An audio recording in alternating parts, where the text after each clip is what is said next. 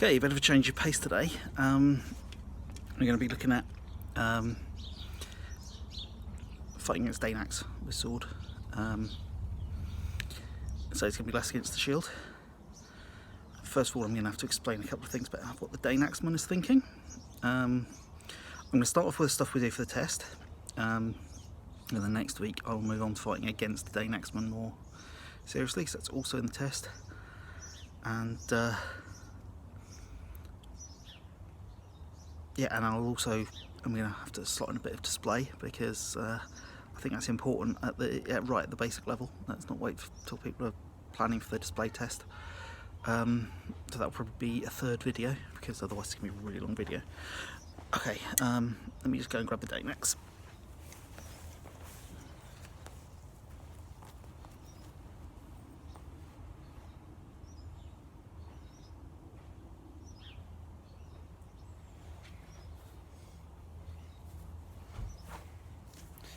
So,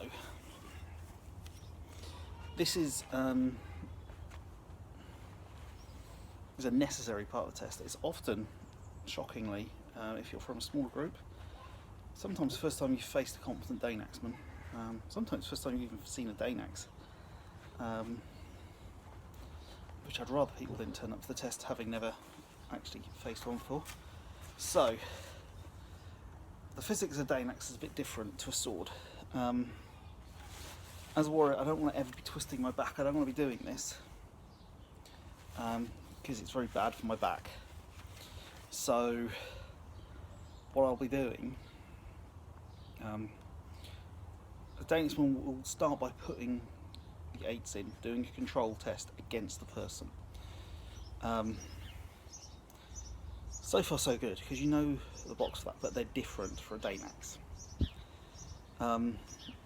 So we want to see three things, but I'll show you what the Dane-axeman's doing. So the Dane-axeman will be standing, he will be taking a cross step.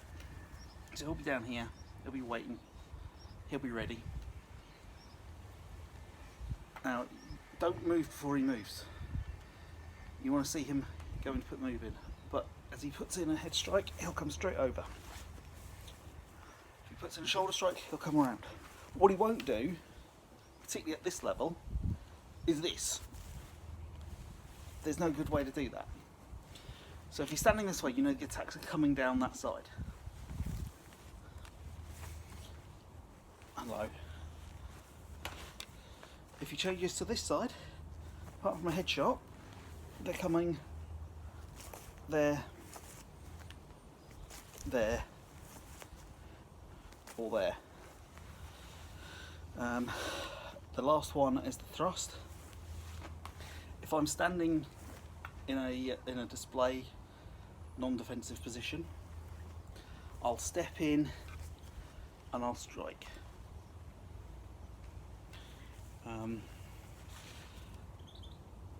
Now, there is a lazy way to do this, which is going to fail you the test. There's the display way to do this, which will pass you the display test, but we don't want to see that at basic. We want to see what I'm going to show you. And there is the right way, which is also the best way to do this. So let me just get a handle at it.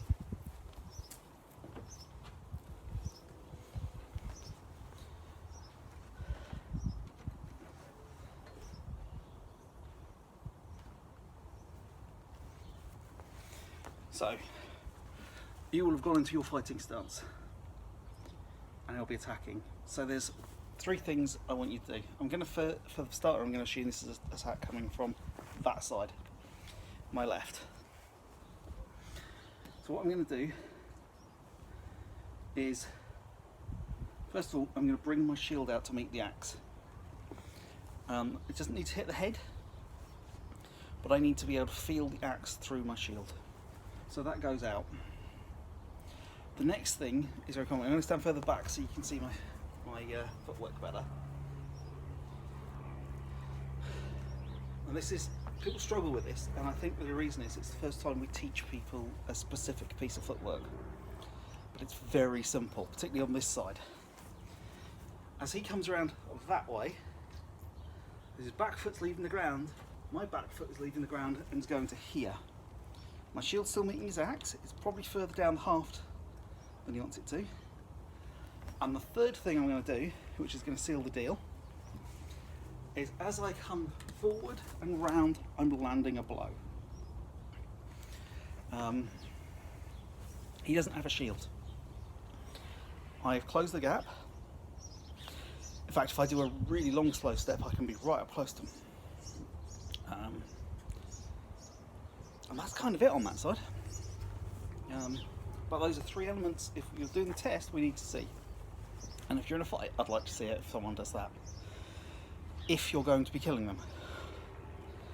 Don't, however, in a display fight, when they've just called the Dane-axes out, they've bigged them up as the terror weapon of the age, don't go first move. But that's what I want to see every blow in the test. The only difference being where your shield is, it blocks your vision, but that's a high, that's a medium, and that's a low.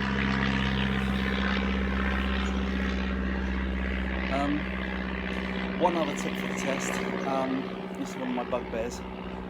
If you go out there, and probably if you're a beginner fighter, you probably fight a lot closer than advanced warriors do anyway. And you probably try and close people down a little. When the Dane-axeman goes out and he sets a distance, he knows how much distance he needs. It's a long weapon. Do not step into what feels like a comfortable sword fighting range of a foot or two away from him. He will have to move, or he will have to tell you. It's annoying. Okay? Don't do it. Now, on the other side, it's exactly the same. As it comes in this side, I'm turning my shield to meet it. Now I have two choices. There is a really, really simple way, and there's a fairly simple way of dealing with this step. So as he comes to there, he's stepping, his back foot's come to there, and this becomes his front foot. I can either, because he's set up, and I know he's coming that way, I can put my defensive foot forward, so I'm mirroring his feet, and as I come forward, I step, and I do a cross step. Or if you want to put in maybe another 2 hours training at most, and if you're good with footwork, you won't need to do that. I can just do a shuffle step, and I reach over, so that looks either like this or like this, or it looks like this or like this.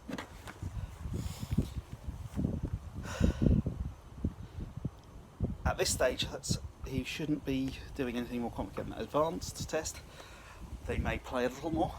But that's all you've got to do is remember. And the thing people struggle with most is the step, which on this side is very easy, and the counter strike. Remember to put that in. But remember as well, to pass the test, your shield needs to be in contact with that axe. So I go from here to here.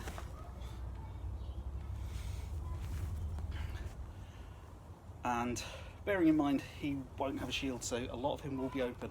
Thighs are a good target. Or I'll go from here to here.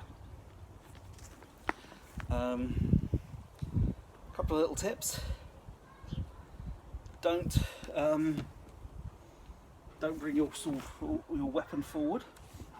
If that hits him flat out hard, particularly in the face or the groin, he is not going to be happy, and you are not going to pass that test. And it will hurt. You're both moving towards each other. And don't move before him, and don't wait for him to finish the move. You're waiting for him to start moving. So as he starts moving, you come round a little to there, weapon back, nice thigh, nice tap. This side, there, exactly the same, there. Okay, give that practice.